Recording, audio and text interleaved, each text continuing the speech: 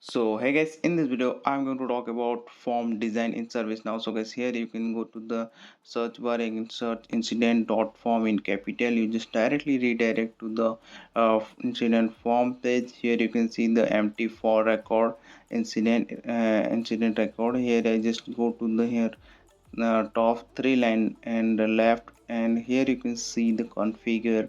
Here is all the configurations available, all the different types or the different way you can configure. In this video I'm just going for form design, so just click on the form design and directly redirect to the form design page. Here you can see all the fields available as are available here as in the incident form, and you can see the same fields are available here. You can just manage those fields uh, in form design.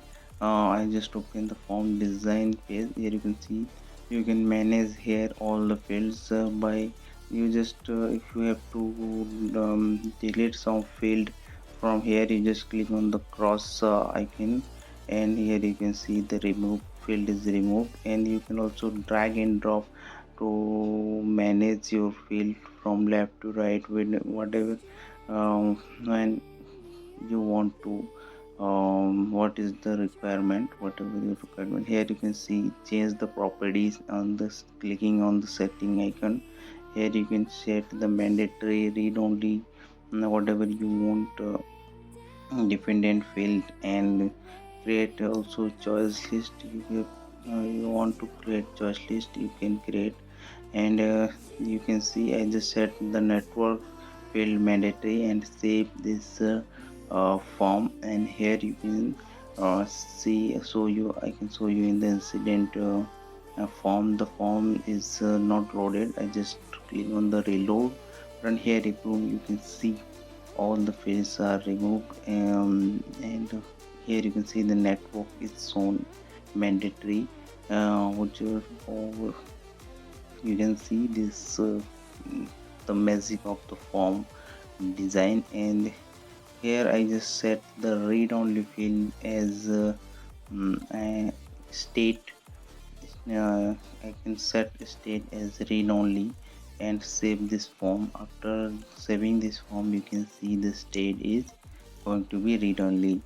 Here you can see you can manage change the state, but you after reloading this page, reloaded this page, you can just see the state is mandatory. You cannot change the state field. So guys, here you can set the column single column. Also you can see the single line.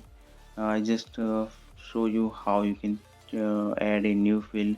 Here you can select the fields and the field types also, string field and other integer field, whatever field you want to um, add. Here you can see I just add a string field and name this field as description. You just click on the here you can see the new string field. Just drag from left to right, and here you can change the label also. I can change the label and set the properties of this new field as a description, and the name also. This is the backend name. You just always you have to remember this. You can uh, set u underscore.